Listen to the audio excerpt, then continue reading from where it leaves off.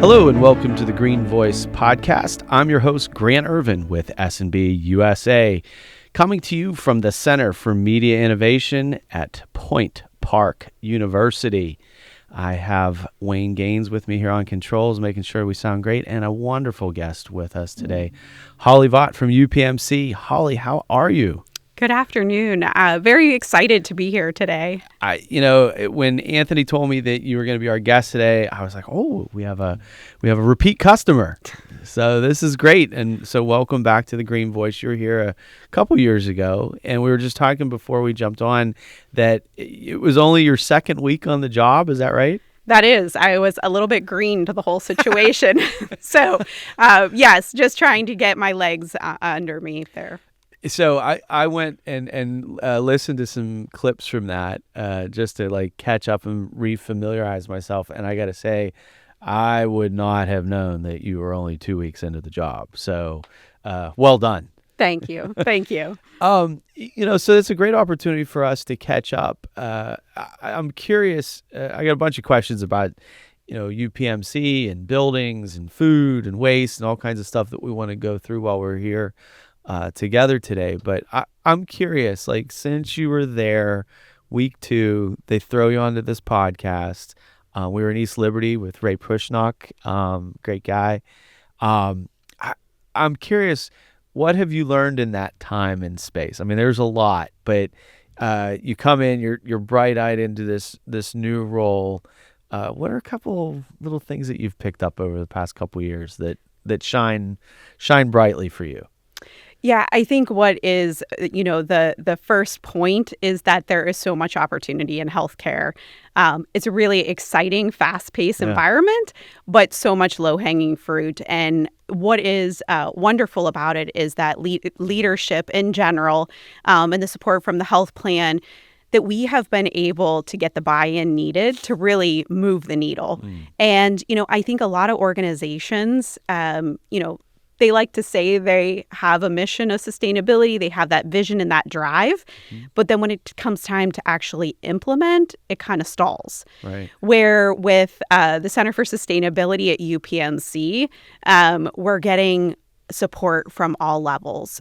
So, whether it's the clinical space, the food and nutrition, as you mentioned, our environmental services team, transporters, sustainable transportation.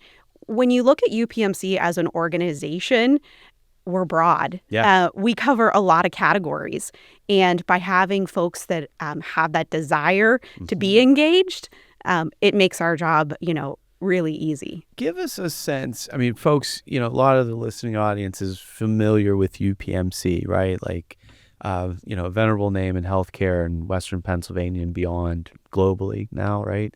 But give us a sense of like the footprint, the number of buildings that you're looking after and the number of hospitals, and what does that look like in terms of the footprint of the organization? Yeah. So, I mean, UPMC is the largest nonprofit employer in the state of Pennsylvania with more than 99,000 employees. With that being said, we have 40 plus hospitals. We have international hospitals. Most of our footprint is in Pennsylvania. However, we do have one hospital in Maryland, and we have one hospital in New York, Chautauqua. Okay. Oh, so with that being, Chautauqua. It's a beautiful place. Yeah. And they're doing amazing work with sustainability at Chautauqua. So certainly want to highlight their efforts there. But in terms of, we have doctors' offices, we have outpatients, we have clinics, we have labs. So again, you multiply that out, and we have a lot of square footage that we're covering across the organization. It's amazing to think about that because, being somebody from Western Pennsylvania, you're familiar with the growth story of UPMC, right? And then when you layer sustainability and sustainability strategy on top of that, it gets dizzying, I would imagine. How do you cope with that?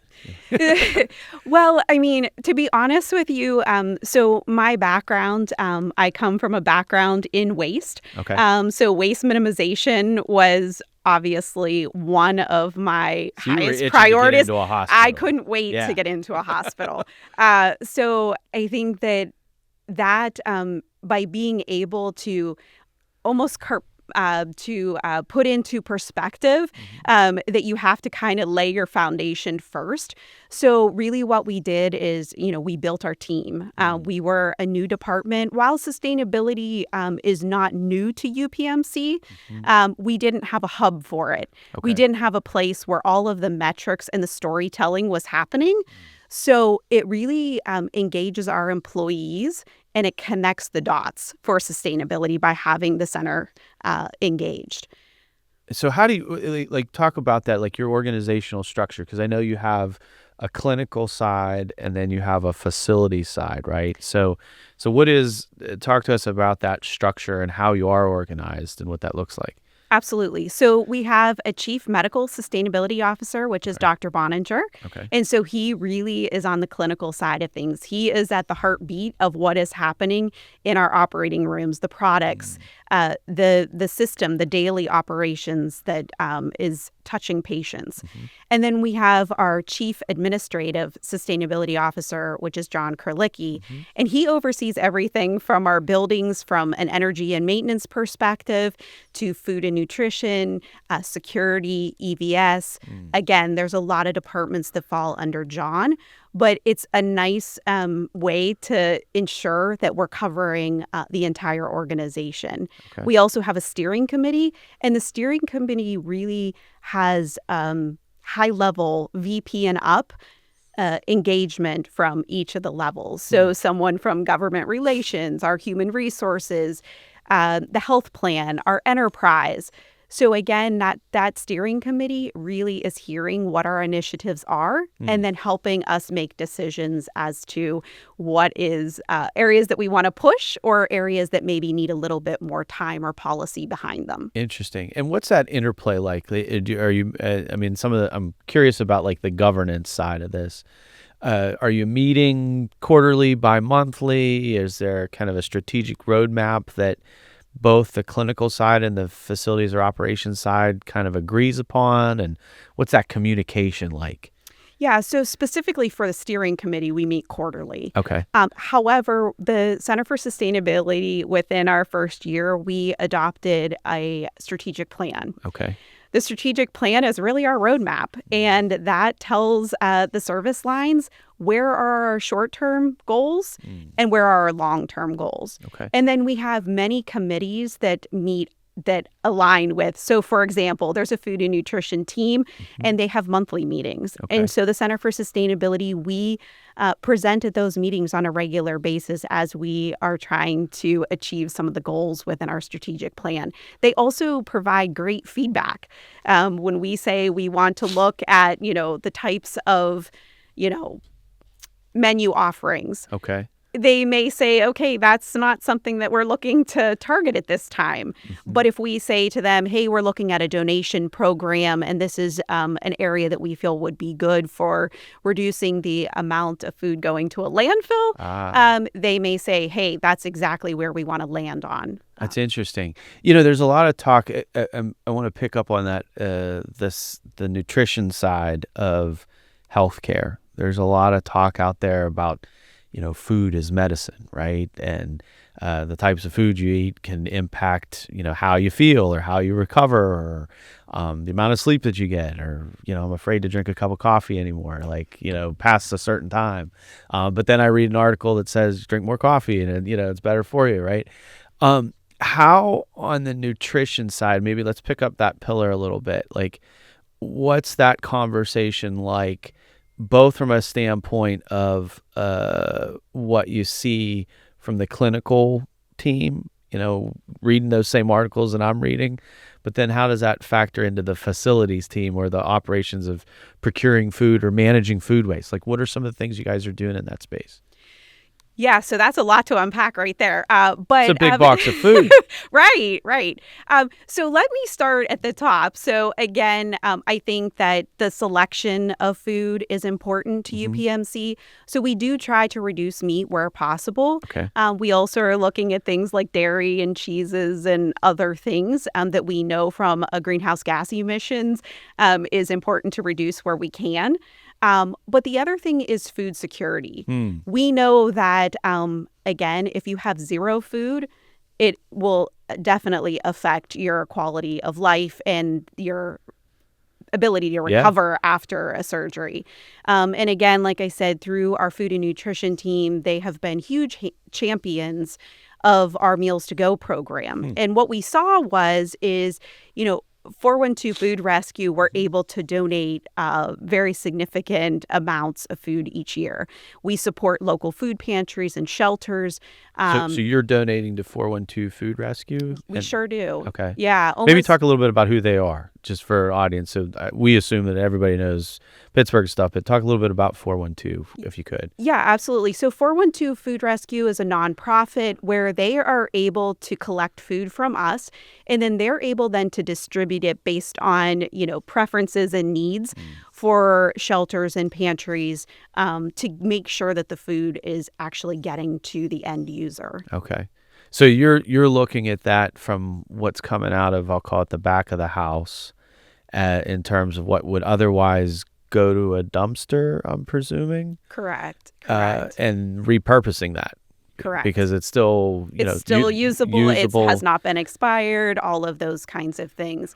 But just to kind of touch back with the Meals to Go program. So, for example, when we do a tray line, you prepare a certain menu item. And let's just say, for example, you have carrots and potatoes and you have 3 servings of carrots left, but you have 6 servings of potatoes left. Okay. Well, in the past, at the end of the shift, everything is cleaned up and what's left over was disposed of. Again, it was difficult to know what to do with just a few helpings of something. And what we found is that we do have patients that are food insecure. We found that if we were able to package those leftover items and then label them correctly, this is a cardiac diet, this is a kosher diet, this is, a diabetic, low sodium, whatever the specific food selection offering is.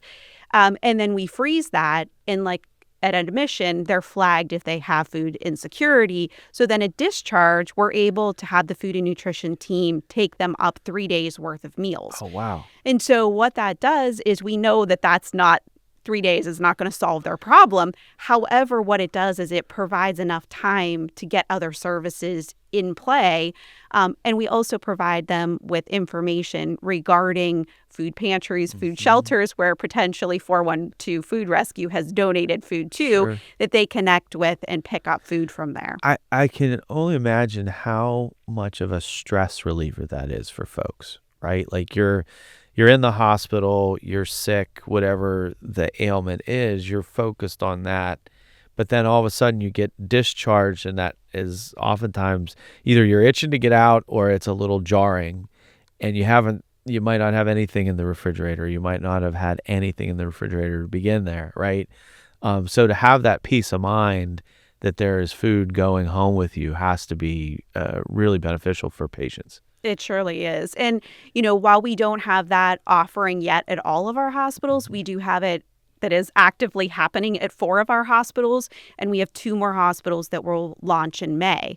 So the idea is the more that we get buy-in on this program, the more that we'll be able to offer it more broadly.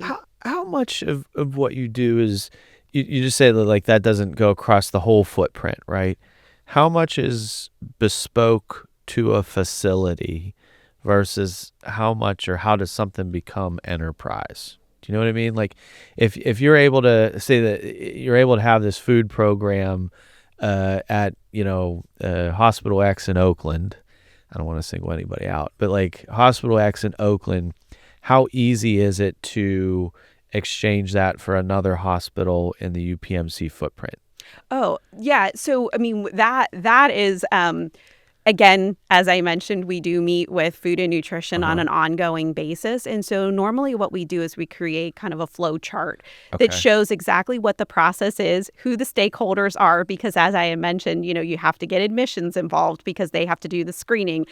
We also have to have, our IT involved because there's data entry so that we can keep track of information. We have to work closely with our nursing staff so that we know what day is discharge. It creates many people that in order for a process to work smoothly.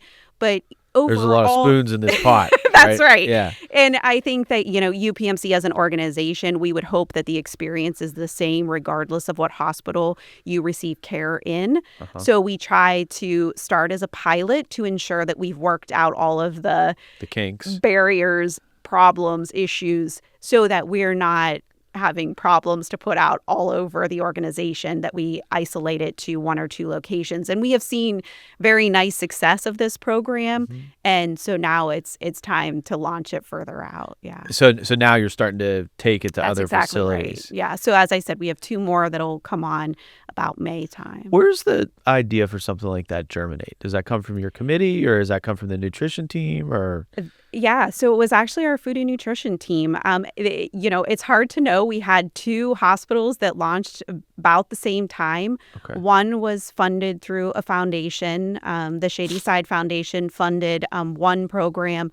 Mercy Hospital was the other launch site. So again, I'm not sure. They both kind of happened right around the same time. Who got to the finish line first? I don't know. We're not giving medals. We're just curious at like the initiation of something. But I think that the common denominator is that both were employee driven, and we really challenge our employees. They're the ones that are on the front line. They see it. They're the one that see, okay, why is this going into the dumpster? Why isn't there something more that we could be doing? And then they start asking questions, and those questions then come to solutions. Yeah. Because again, as they escalate it up, and we are seeing this across the entire organization with all of our service lines, whether it's anesthesia or it's, nursing, cardiology, it doesn't matter. I mean, even transportation is bringing wonderful solutions and ideas to the Center for Sustainability. I think that's so true across, the spectrum of sustainability, like that everybody is in charge. We say this with safety, everybody's in charge of safety, right? Like you have to, have your focus on, all the diligence regulations and, focus on that. But the same thing is true in sustainability, that like a good idea can come from one place, but then quickly, kind of expand to another. And it's that challenge of like, how do you scale things, right, to make it happen? That's exactly right. And I think one of the things that the center has done to try to promote that is we have 2 recognition programs. So one, we have our Sustainable Business Unit recognition. So for example, we had 2 hospitals that did programs associated with reusable blood pressure cuffs. And it was the radiology department. And again, when we use single use and it's just disposed of, you can imagine the volume. And that was an idea that was brought forward. Again, it had to go through all the proper processes to make sure that it met compliance and regulatory and all of it. Yes, can we do this, and can we do it safely? Because again, anything that is sustainable, we make sure that first that it's not going to compromise care or quality of care that we provide to our patients. Because again, that's job one. That's job one. Absolutely, it's always job one. You came from a waste background, municipal waste background, right? I'm curious. We joked at the top of this that you were, itching to get into a hospital, like to look at the waste stream. What are some of the things that you've learned over the last couple of years now that you know more? So again, it's no longer week 2 here, Holly. What are some things that you learned? And I'm curious about like what you guys are doing on the waste side. Like I can imagine, like, unfortunately my mom was in the hospital last summer, and you just the amount of waste that's generated by a patient every time they're moved or a meal or just they're living there. Right. And so, I'm curious at like the patient level, but what are you guys also seeing at the enterprise level? Like what are lessons like give us the behind the scenes on waste? Yeah, absolutely. So let's set the stage first. So, when we look at the size of Pennsylvania, there's only 18 states, that are smaller than Pennsylvania. Okay. So if you think about our land in general, we're talking, agricultural. We're talking, recreation and tourism areas for hiking, and we have, industrial areas state where we want to grow forests. Exactly. And, we want to ensure that we have, business opportunities. So again, where's there growth for new companies to come in and build? So if all we're doing is building landfills, because again, I mean, our space is limited. We have, in the state of Pennsylvania, we have 44, municipal landfills. There's a bunch of good factoids here. Yeah, So, okay. yeah. And I mean, we have to segregate waste. In the state of Pennsylvania, we have construction and demolition landfills. We have, medical waste landfills. So again, you can't just put it out on your curbside and hope it disappears. That's not how it operates in a hospital. Yeah. So that's the first thing, is making sure that we are segregating and handling waste correctly. The next thing that I would say that I saw at UPMC was the opportunity for us to participate in the municipal annual recycling report. And so, in Which you used to handle in Beaver County, right? I did used to handle that. Yeah. And so it's important because our municipalities are able to benefit from, turning in those reports to claim some of those dollars back for the communities where those businesses are located. So you're doing that was that really important. You're doing that municipality by municipality? We do, because we have hospitals located in almost every most of the counties across Pennsylvania have some sort of a UPMC facility located there. Wow. So by us being able to report to that level, it then benefits the county or the municipality, depending on who's filing that report. Because then they're getting better data from you all, right? That's exactly right. So this past year, I will say, super proud of it. We had more than 20 million pounds of recycling. So when you look at that, we're capturing 38 different categories of recyclable materials. So everything from our cooking oils to our linens to our plastic bags to food waste. Wow. We need to track it. And I think that the other opportunity that provides us... Hold on, what was that number again? I just want to hit that again. 20,000... 20 million. 20 million pounds. Okay. Yes, in 38 categories. Okay. So... again, what it does is it provides us an opportunity to really look at each of our segregated streams. Okay. So, for example, one example would be our shredded paper. So out of that 20 million pounds, 13 million pounds was shredded paper. So, I mean... White paper, probably. Just office paper. Yeah. Correct. Okay. And so what we did is we started barcoding all of our shred bins. And so when you think about the emissions of, trucks coming in and out of your space, idling on your docks, which, again, they're not allowed to idle on our docks. We do have a policy on that to reduce, air quality. Emissions, yep. But, for example, those trucks are in and out, and if they were on a routine basis where, once a week, all of the shred bins from a certain floor are going to be picked up, well, what if that bin was only an eighth of the way full? What if it was only half full? Can we reduce that? Sure. So by barcoding all of them, which is something that has just been done in the last year, we're able to take that volume and only service them as needed. So it becomes a just-in-time paper management system, basically, or shredded paper management system. And then we're also rolling into an electronic data management system where all of the medical records are going to go digital. So again, that paper volume is automatically going to go down by that step being taken.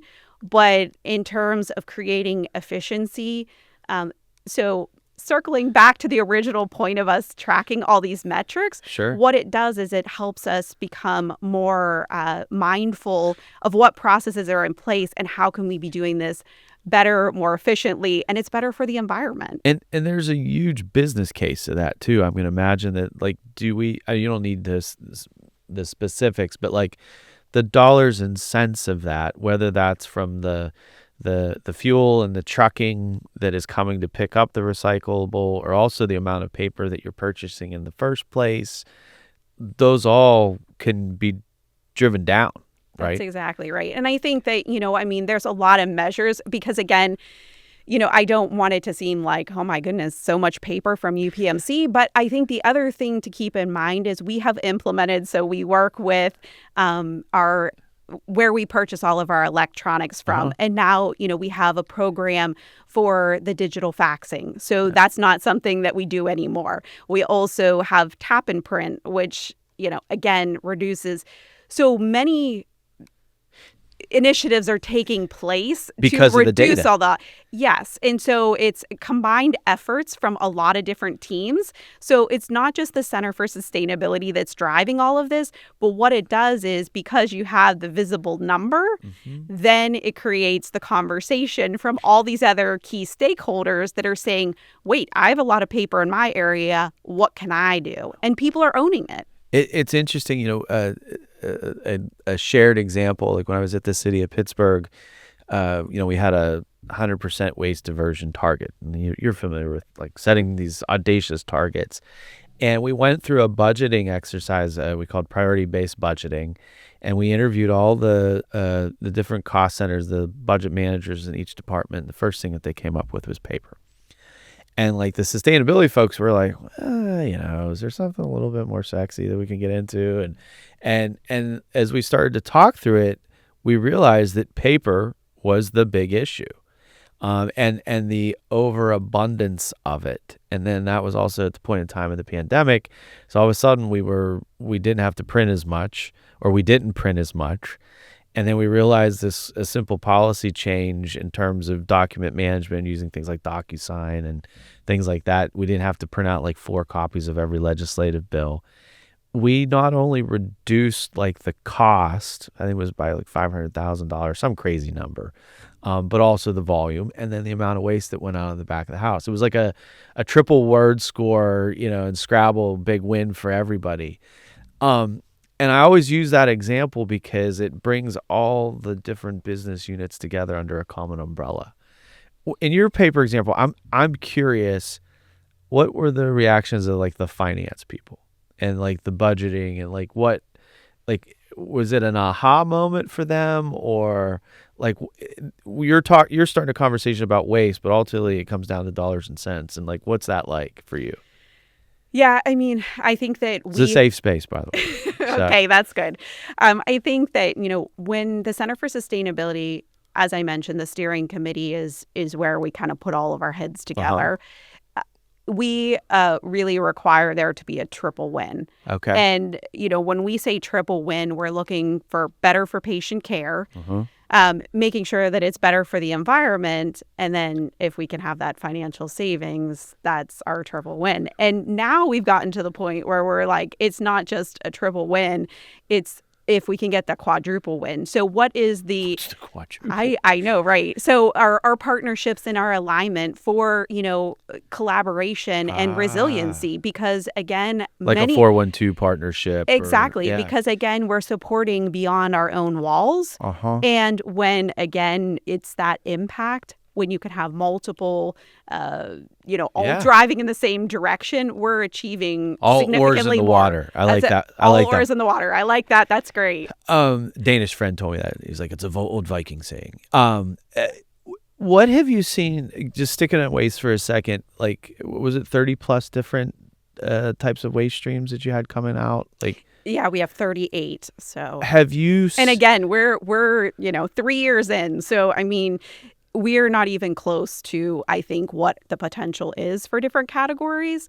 But again, you have to have a vendor that's willing to track those metrics for you, because again, to help have that feedback loop. That's exactly right. Because again, you can collect cooking oil, but then what's happening to the cooking oil? Can we ask the question then of what's the end use look like, or what's the end product? So like, for example, the cooking oil goes into aviation fuel. Again, they're able to provide us those annual reports. And again, we break it back to each hospital location, and then that goes back to the municipalities, as I mentioned. So are you helping to identify that end use, like the cooking oil or the recyclables, or are you... I'm asking a question about like circularity, right? Like you hear a lot about the circular economy, and that we're not just disposing of stuff, but there's another productive life use of those materials. Are you seeing what that is, or once it leaves kind of your curbside or the dock, like, is that it? Like, are you getting feedback? So I would say as we work, supply chain is one of our great champions and partners. Again, I hope that it is, coming across, in our talk here today, that it's these team members are the ones that are really making that discovery. Exactly. Because again, without them, I don't know that all of this great work would be happening. But supply chain is now asking vendors, before contracts are signed, what is the life cycle analysis on this product? And, what are we going to anticipate? How do we dispose of this? How do we get rid of it? Where can we reduce?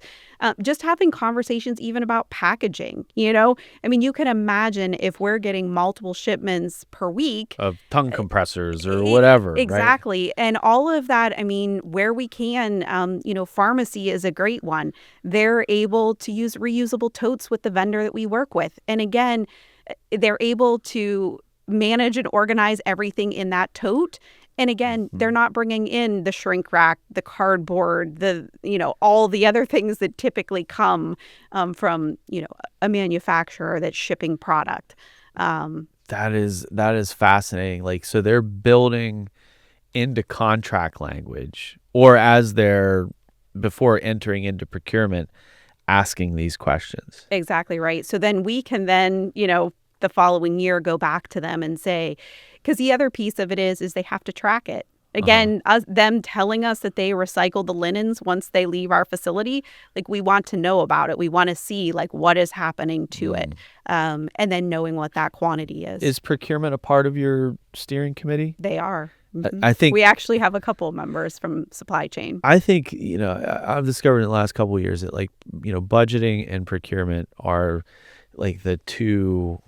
It's like the three-legged stool, right? If you have sustainability, if you have budgeting, and you have procurement together, like, there is a lot of magic that can happen in terms of, good fiscal stewardship and durable and enduring types of product decisions, and then the environmental community benefit that comes out from sustainability. Like, I just think that that's the nexus point. If you can get to that, then you're cooking with electricity. I think that's something really a lot of sustainability managers don't necessarily connect initially, but if you can get there, I think that's a great place to be.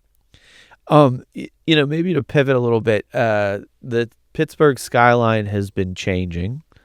And we're just talking about the dock, which made me think about this and like building design. We were both at an event recently with the Pittsburgh Penguins and the Penguins Pledge. And one of the things that was a topic of discussion was the design of arenas, and how arena design is starting to change because of waste management, and how can, new arenas or old existing arenas kind of modernize so that you could put a compostable bin or recyclable, like making the space available. Which made me think of this. So that was a little tangent for myself. But there's multiple new hospitals that are coming up in and around the Pittsburgh area. The Vision Center. I've noticed in Oakland that the skyline of Oakland is changing. How has buildings, and you mentioned John Krolicki and your leadership team, and he oversees facilities. How has buildings kind of factored into sustainability, both in terms of the design, but, also the management? And maybe if you can give a little insights in terms of when are things opening and like what's taking shape there. Yeah, absolutely. So obviously, Mercy Pavilion is just a couple years old, very exciting space, and was built. It's a LEED certified building. And there was a lot of intention put into that space, which is, it's nice because it wasn't an afterthought. It was part of the planning from day one. And I would think equally as important is the new Cayman Tower, which will open January of 2027. So that'll be 636 beds, rather large facility. But everything from the heating and cooling system down to the common spaces, which has a lot of really unique offerings. For me, when I look at that building, when I started on day one, it was a hole in the ground. And now, Look what you did. Every day I think, oh, I'm growing, and our skills and our ability to partner with service lines and things like that is, becoming stronger each day. But so are the walls that are going up right across the street from our office. So with that space, a lot of exciting things will happen. The first thing to me, and again, this is just my own personal opinion, but that mirrored glass. In a health setting, when you walk up to the door and you see yourself almost as that reflection, it's like, this is me. I'm here in this space, and I know that I'm going to be cared for. Like, to me, it seems very inviting. It also has that curved shape to it, which to me, again, this is my personal opinion, but it reminds me of the rivers. It's really stands out is this is a Pittsburgh standard. Wow. The UPMC as a leader, being one of the largest healthcare systems, and our footprint of employees in the state of Pennsylvania, that we're saying these things matter. Yes. So from a sustainability perspective, we have the green canopy area that will be a space for families to get some respite and some space for employees to get outside, get some fresh air, the ability to have all of the lighting and natural, all of the patient rooms are on the outsides of the walls to give that natural lighting. Which is huge. It's just huge. It has the bird glass, which is friendly for, our bird friends to make sure that they're safe. So a lot of intentionality was put into that building. I think the Root and Vine will be the restaurant that will be in that space. Again, the food and nutrition, they will have a space that will have like a grocery store where if you're assigned, a new diet, they'll be able to go there and shop. Or for employees that work long hours, maybe they need to stop there to take something home for the family that's healthy and not a drive-through option. That's a terrific convenience. So again, there'll be cooking classes to educate. There'll be a library. These are spaces, there'll be artisan exhibits and artwork that'll be in those spaces where people could come and shop and relax and get a Starbucks or whatever they want to do. So again, it's a welcoming space, not only just for people coming to receive care. I think it's an embodiment, of the community, but also the holistic nature of your committee, right? So the ability to put that all under one roof, it's a reflection of UPMC, of the community, and of the great work of the sustainability team for sure. Just one kind of final question. I'm curious, we've seen you grow in this position and kind of your knowledge on, although when you were here last time, it was only 2 weeks, you're still pretty top notch. So I can't believe that you were just so on top of it. I'm curious, as you see, all that we've talked about, just one last question, like what do you see evolving next? We've touched on facilities, we've touched on, the ideas of waste and nutrition. Is there a frontier that you and the sustainability team sees in terms of kind of your sustainability activities? So I think that, our health plan, to circle over to them a bit, I think what's exciting about the work that they're doing, the Center for Social Impact, it's really treating the whole body. And I think that also plays into the Cayman Tower. Again, it's not just coming into that space for a service, but we're trying to treat the whole person. And I think that's exactly what the health plan is doing. So, with their affordable housing, making sure that people have stable living conditions, the job training programs that allows for people to pursue a career that they desire or interested in. It gives them those tools or resources that they may need. I think these are ways that the Center for Sustainability at UPMC and the health plan, I see more of a natural collaboration between the two groups. Because again, I think that we're both exploring and kind of encompassing how we serve people in general. And I think that, sustainability, that is one of our pillars, is the social aspect of it. And I think that, we're ready to hit the ground running, and I think there's good opportunity in that space. That's exciting.